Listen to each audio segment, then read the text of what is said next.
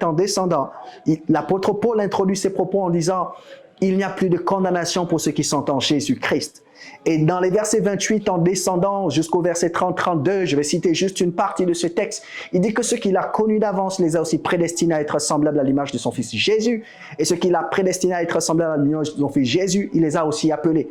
Et ceux qu'il a appelés, il les a aussi justifiés. Et ceux qu'il a justifiés, il les a aussi glorifiés.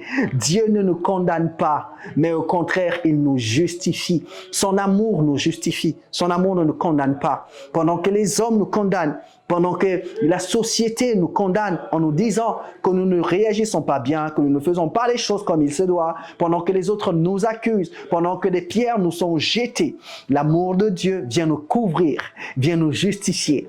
Voici pourquoi l'amour de Dieu est tout ce dont nous avons besoin. Troisièmement, pourquoi l'amour de Dieu est tout ce dont nous avons besoin? Frères et sœurs, je voudrais que nous réalisons ce soir que l'amour de Dieu est tout ce dont nous avons besoin. Dans l'évangile de Matthieu chapitre 6 que nous connaissons tous, il nous est dit, recherchez premièrement le royaume de Dieu et la vie juste qui vous demande et toutes les autres choses vous seront données par-dessus tout. Matthieu chapitre 6 verset 33. En comprenant et en réalisant que Dieu dans sa parole se résume en un seul mot. Ce mot, c'est amour. La Bible en entièreté, de l'ancienne alliance à la nouvelle alliance, se résume en un seul mot. Ce mot, c'est amour, agapé. L'amour de Dieu inconditionnel. L'amour de Dieu manifeste à notre endroit et qui ne dépend pas de ce que nous faisons, qui ne dépend pas de ce que nous disons, qui ne dépend pas de où est-ce que nous allons ou de comment est-ce que nous pensons. Dieu nous aime avant même que nous ne réalisions son amour. Voici pourquoi, frères et sœurs, nous pouvons nous permettre de retraduire ce texte de l'évangile de Matthieu chapitre 6, les versets 33. Cherchez premièrement l'amour de Dieu et les autres choses vous seront données par-dessus tout.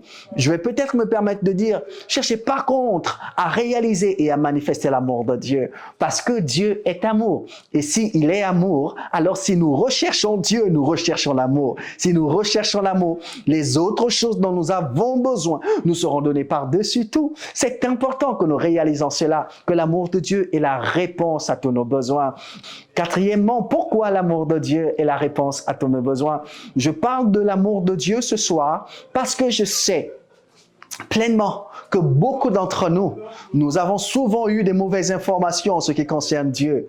Nos traditions et nos cultures nous ont souvent présenté un Dieu méchant, un Dieu qui est fâché contre nous, un Dieu qui est prêt à nous taper lorsque nous commettons des fautes, un Dieu qui est prêt à nous juger, un Dieu qui est prêt à nous condamner, un Dieu qui est prêt à nous punir à la moindre petite erreur. C'est la raison pour laquelle la plupart de nos cultures nous ayant présenté Dieu comme quelqu'un de méchant, nous rentrons en infraction à une loi que nous faisons une faute ou même que nous péchons, il faut faire une réparation. Et cette réparation, c'est faire un sacrifice, faire un cérémonial, comme dans l'Ancienne Alliance. Dans l'Ancienne Alliance, on nous dit que le peuple d'Israël était frotté à ce sacrifice continuel qu'ils devraient faire pour avoir le pardon de leurs péchés. Il fallait sacrifier un animal, un agneau, il fallait sacrifier un taureau, un pigeon, pour ceux qui n'avaient pas suffisamment d'argent, dans le but de pouvoir apaiser la colère de Dieu à son endroit, dans le but de couvrir le péché. Mais dans la nouvelle alliance,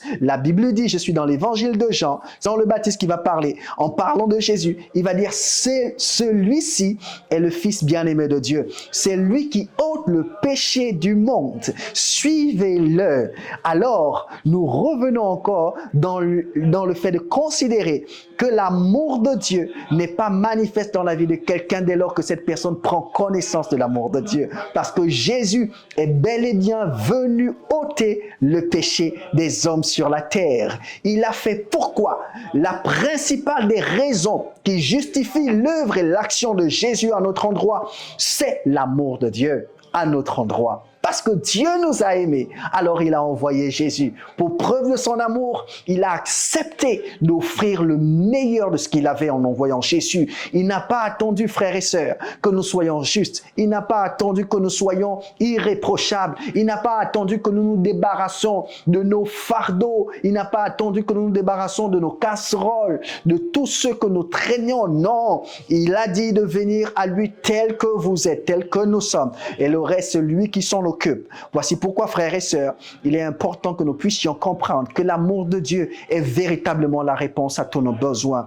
De là où vous êtes, vous aviez probablement des soucis, vous avez probablement des problèmes, vous traversez probablement une saison compliquée, une saison où vous ne savez pas où mettre la tête, où vous ne savez pas sur quel pied danser. Et je vous propose la solution de l'amour de Dieu.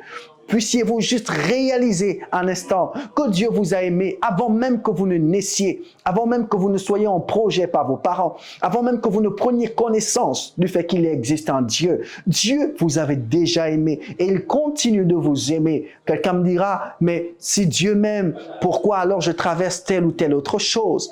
Qu'est-ce qui me prouve vraiment que Dieu m'aime? Je voudrais vous dire ceci, Dieu vous aime vraiment. La preuve de son amour, vous êtes encore en vie. La preuve de son amour, vous êtes en bonne santé. La preuve de son amour, vous pouvez encore jouir des membres de votre corps. La preuve de son amour, vous pouvez réfléchir. D'autres ont perdu ces facultés. La preuve de son amour, vous écoutez à l'heure actuelle ce message, vous suivez cette vidéo et vous traversez des moments difficiles. Je voudrais vous dire ceci, l'amour de Dieu est ce dont vous avez besoin. L'amour de Dieu est ce qu'il vous faut exactement à l'instant présent. Ça vous suffira énormément de considérer l'amour de Dieu, d'accepter l'amour de Dieu, d'ouvrir votre cœur à l'amour de Dieu. Car à cause de l'amour, les hommes peuvent changer. J'ai discuté avec un monsieur, dit-on, dans son passé, c'était quelqu'un de très mauvaise vie. C'était un escroc, c'était un bandit, c'était un mythomane, c'était un fémane, c'était un voleur. Il a fait de la prison à mettre aux prises. Et ce dernier a changé plusieurs années après. J'ai eu l'occasion de communiquer avec lui et la première question qui m'est venue à l'esprit de poser à ce dernier, c'est qu'est-ce qui l'a emmené à changer avec tout ce qu'il faisait par le passé? Je pensais, je m'attendais à ce qu'il me dise que j'ai changé parce que j'ai beaucoup fait la prison et que peut-être en cellule avec les corrections, il avait pris une décision de changer. Je me suis dit peut-être à cause de la honte, à cause de l'humiliation qu'il recevait de la part de ses voisins, de ses frères, de ses amis, même de ses parents. Peut-être que ça aurait été la raison. Mais tenez-vous bien, ça n'a pas été la raison qu'il m'a donnée. Il m'a dit que la raison pour laquelle il a changé, c'est à cause de l'amour. Il a changé parce qu'il est tombé amoureux d'une jeune demoiselle. Et cette jeune demoiselle, en acceptant ses avances, lui a dit « Je ne peux pas être avec un homme qui mène une mauvaise vie. Je ne peux pas être avec un homme qui est un bandit, qui est un voleur. Ce n'est vraiment pas bien, non seulement pour moi-même, mais ça me fait énormément honte. » Et elle lui a dit que si vraiment tu prétends m'aimer et que tu veux être avec moi, arrête de faire ce que tu fais. Et ce monsieur a radicalement changé à cause de l'amour. Voyez-vous, l'amour de l'homme est capable de changer des décisions, est capable de changer le cœur des hommes. Nous savons tous que les femmes sont capables de faire. En matière d'amour, certains d'entre nous, nous avons bravé même certains interdits. D'aucuns restant dans certains milieux où il y a des cimetières pas très loin, lorsqu'on avait le rendez-vous avec la personne que nous aimions, nous oublions même que c'était des cimetières. Nous avions traversé les cimetières à minuit, à 23 heures, avec aucune peur. Nous avons des expériences que nous avons eu à faire à cause de l'amour. Ne parlons même pas des personnes qui ont enjambé les fenêtres des maisons à cause de l'amour. Nous avons fait pas mal de choses. Certains d'entre nous avons même manqué de respect à nos parents au nom de l'amour que nous avions pour notre partenaire. Nous avions découché de nos maisons. Nous avons eu des affrontements avec nos parents au nom de l'amour. Voyez-vous, l'amour est capable de nous faire des bonnes choses. Je ne parle pas de l'amour passionnel qui emmène les gens à commettre des crimes. L'amour est tellement fort, l'amour est tellement puissant que c'est quelque chose que nous devons pouvoir considérer. A contrario, l'amour de Dieu ne nous emmènera pas à manquer de respect à nos parents. L'amour de Dieu ne nous emmènera pas à tuer des gens. Non, le véritable amour de Dieu est celui-là qui n'est pas envieux. Selon 1 Corinthiens chapitre 13, l'amour de Dieu n'est pas envieux. L'amour de Dieu ne conserve pas dans son cœur de la jalousie ou de la haine à l'endroit de son prochain. Parce que prétendre aimer Dieu que l'on ne voit pas, sans aimer celui que l'on voit, ce n'est pas le véritable amour.